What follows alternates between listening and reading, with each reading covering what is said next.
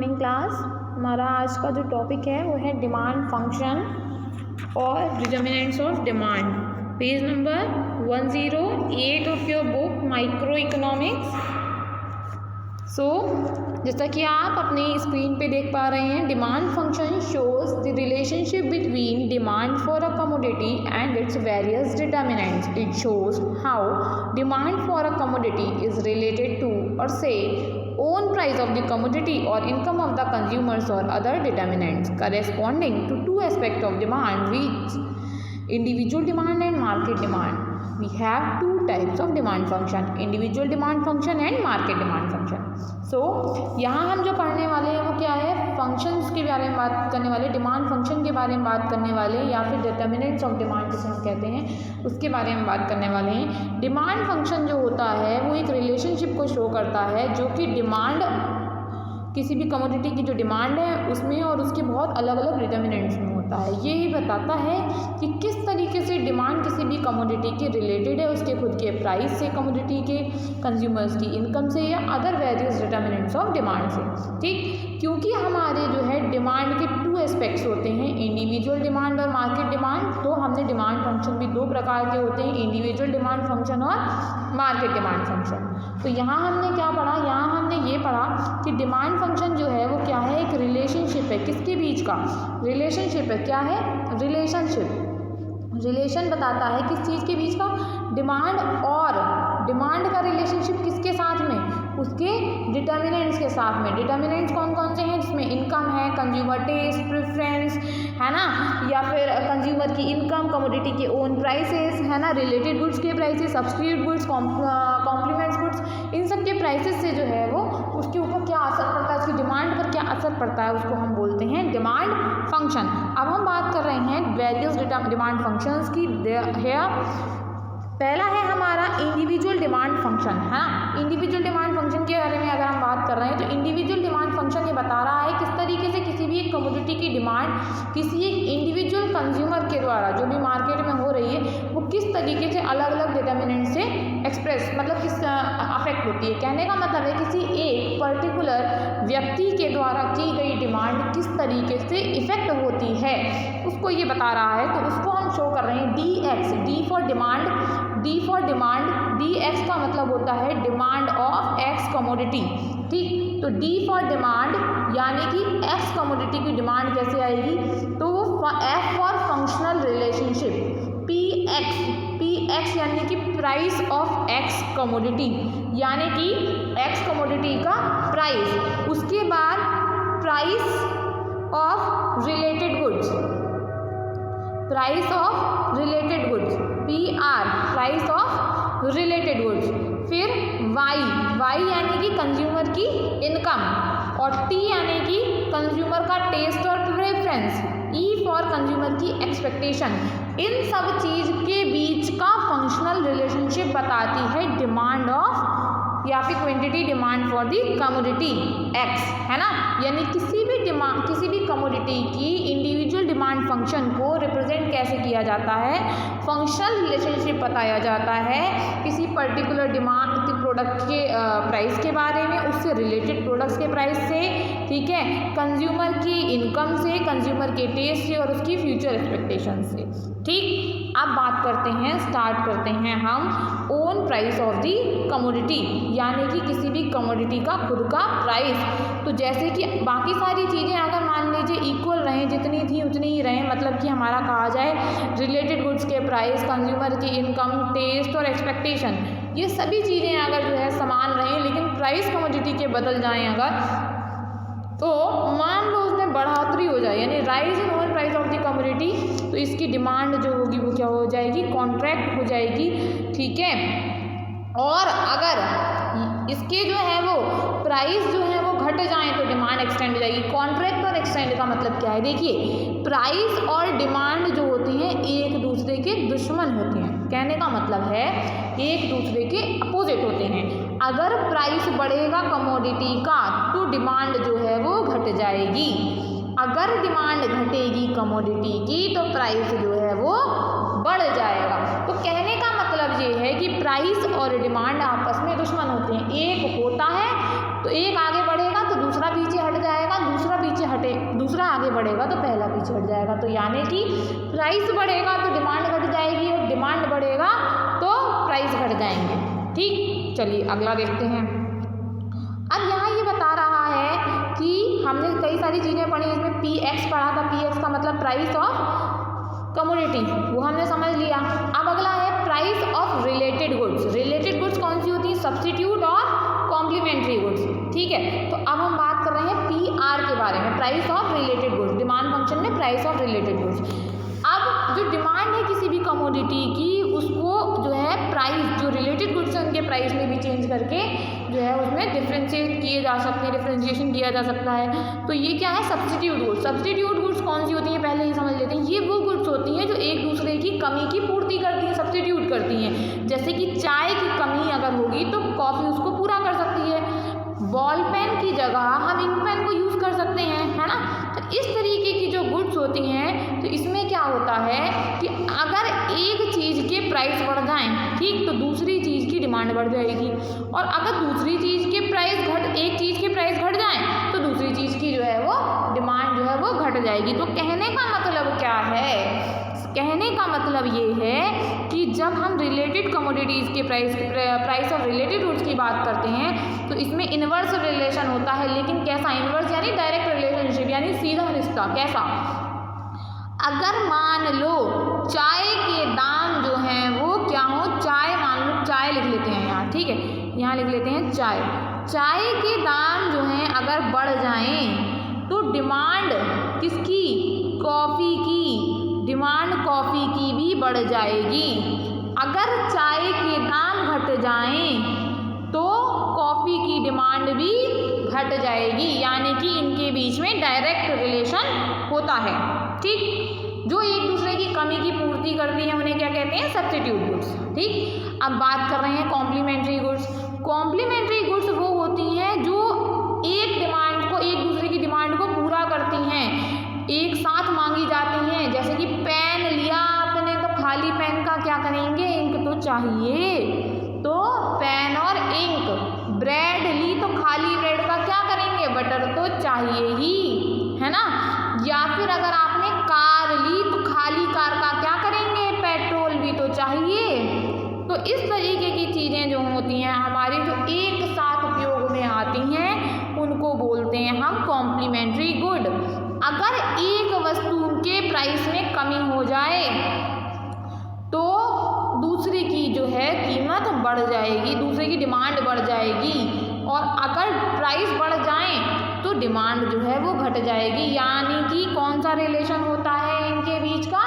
इनके बीच में जो रिलेशन होता है वो इन्वर्स रिलेशन होता है। यानी कि ये अपोजिट चलते हैं। यानी कि फाउंटेन पेन की कीमत अगर बढ़ जाए तो इसकी डिमांड जो है वो कम हो जाएगी। उसी तरीके से अगर डिमांड इंक की है वो भी कम हो जाएगी।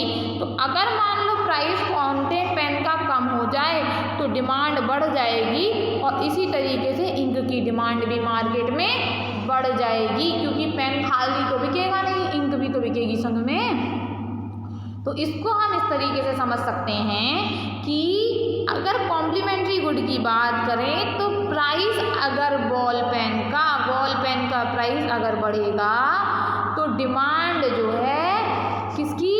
इंक की डिमांड जो है वो घट जाएगी, और अगर बॉल पेन का प्राइस घटेगा तो इंक की डिमांड जो है वो बढ़ जाएगी। यानी इनके बीच का रिलेशन कैसा हुआ?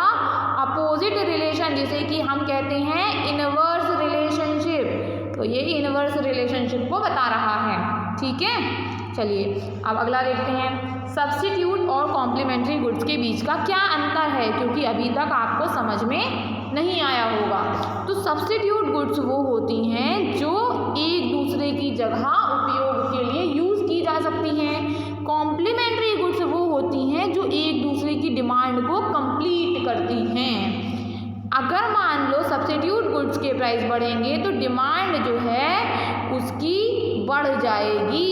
ठीक है, सब्स्टिट्यूट गुड्स के प्राइस बढ़ेंगे तो एक्स गुड यानी कि प्रीवियस गुड्स की जो वो है वो बढ़ जाएगी। जैसे कि मैंने आपको बताया कि इनके बीच में डायरेक्ट रिलेशन होता है, यहाँ इन्वर्स रिलेशन होता है। अगर कॉम्प्लीमेंट्री गुड के प्राइस बढ़ेंगे तो डिमांड जो है वो उस गुड की कम होती चली जाएगी, है ना। जैसे कि टी और कॉफ़ी के बारे में बात करें सब्स्टिट्यूट गुड में, पेप्सी और केक की बात करें, बॉल पेन और इंक पेन की बात करें, और यहाँ हम बात कर रहे हैं किसकी, यहाँ हम बात कर रहे हैं पेन और इंक की, ब्रेड और बटर की, कार और पेट्रोल की।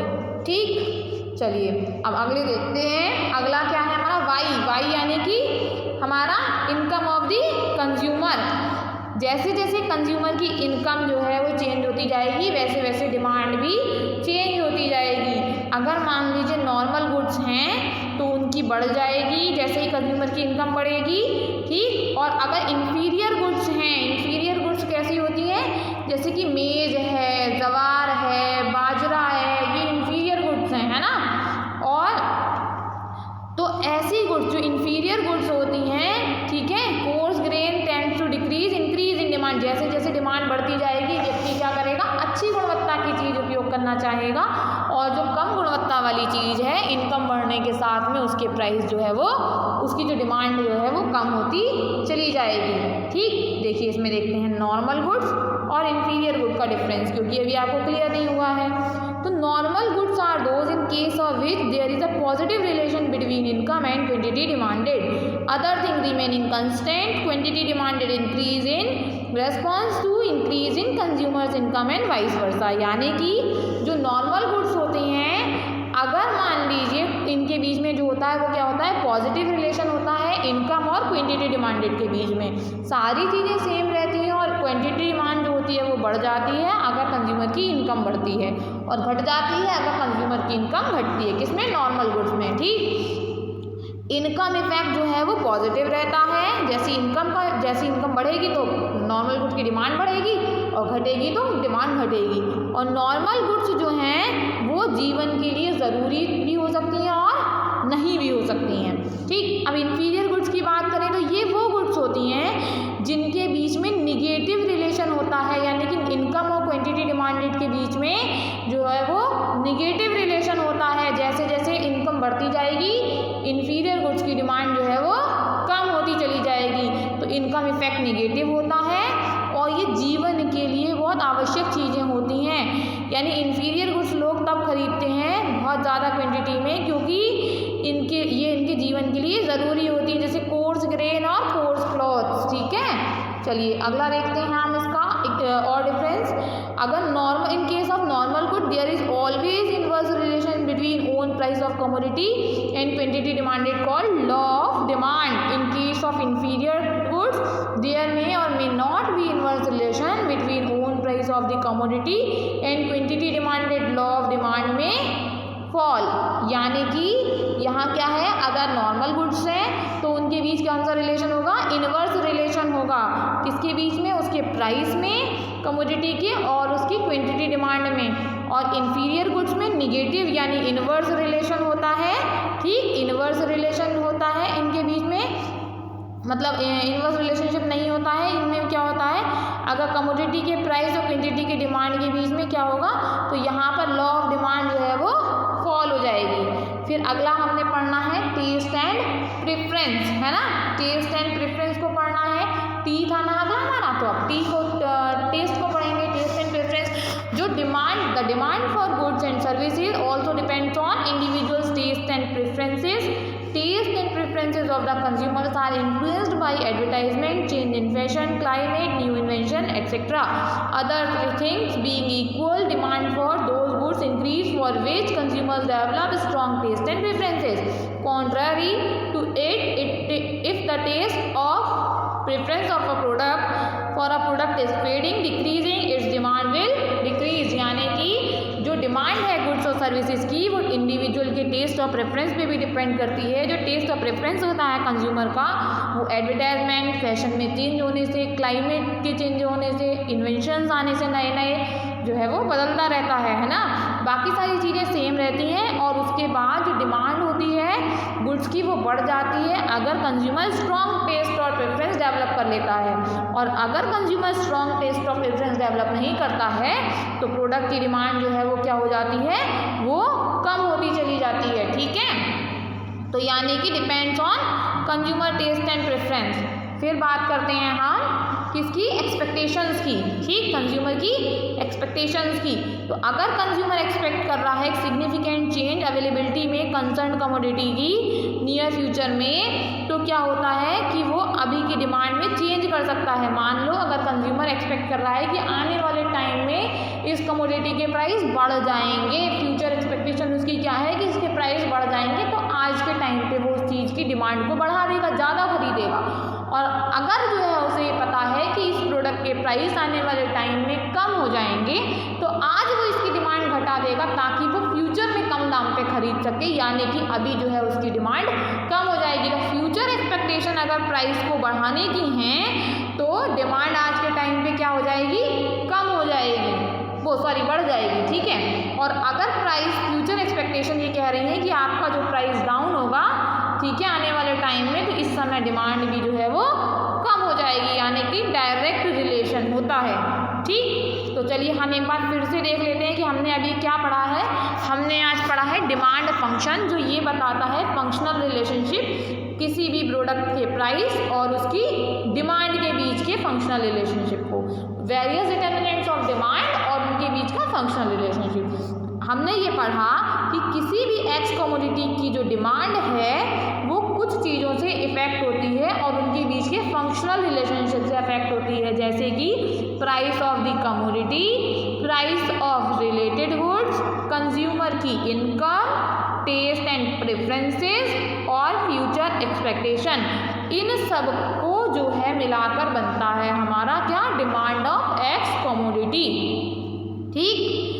यानी कि पी एक्स का मतलब होता है एक्स कमोडिटी के price, price of related goods, consumer की इनकम, कंज्यूमर का टेस्ट और कंज्यूमर की फ्यूचर एक्सपेक्टेशन। एक बार फिर से समझ लेते हैं। प्राइस ऑफ रिलेटेड गुड्स में दो टाइप की रिलेटेड गुड्स होती हैं, एक कॉम्प्लीमेंट्री गुड्स और एक सब्स्टिट्यूट गुड्स। सब्स्टिट्यूट गुड्स वो होती हैं जो एक दूसरे की कमी की पूर्ति करती हैं, ठीक, जैसे चाय का कॉफ़ी, है ना, या बॉल पेन का इंक पेन।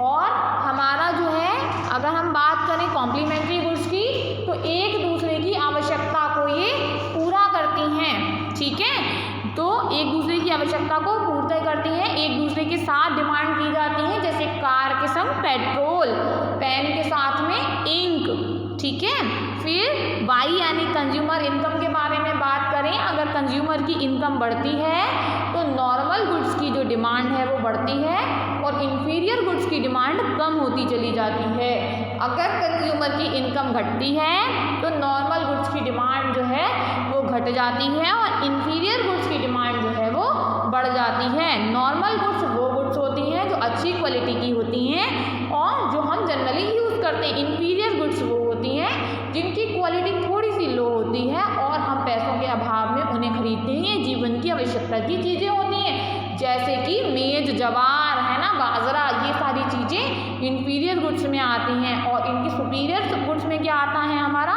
राइस है, हमारा पल्सेस हैं, हमारे ग्रेन्स हैं, जो हमारे जैसे कि ये आपका आ जाता है, वीट आ जाता है ना। तो जैसे जैसे इनकम बढ़ती जाएगी, वीट जो है उसकी इनकम बढ़ती जाएगी, वीट की डिमांड बढ़ती जाएगी और ज्वार बाजरा की इनकम जो है वो डिमांड जो है वो कम होती चली जाएगी, ठीक। उसके बाद हमने पढ़ा टी फॉर टेस्ट, यानी कि कंज्यूमर का जो टेस्ट और प्रेफरेंस होते हैं वो एडवर्टाइजमेंट है, फैशन सेंस है, नई टेक्नोलॉजीज़ हैं, नए इन्वेंशंस हैं, इनसे भी इन्फ्लुएंस होते हैं। और कंज्यूमर क्या करता है, इन कारणों से अपनी जो है स्ट्रॉन्ग टेस्ट को बिल्डअप करता है। अगर किसी चीज़ में स्ट्रॉन्ग टेस्ट बिल्डअप होता है तो उसकी डिमांड बढ़ जाती है। और फेड टेस्ट यानी कि उसमें टेस्ट लूज़ करने लगता है, प्रेफरेंसेस उसके अलग हो जाते हैं, तो उसकी डिमांड जो है वो कम हो जाती है। कंज्यूमर की एक्सपेक्टेशंस के बारे में अगर हम बात करें तो फ्यूचर एक्सपेक्टेशन प्राइस डाउन होने की है, तो आज जो है वो डिमांड कम हो जाएगी।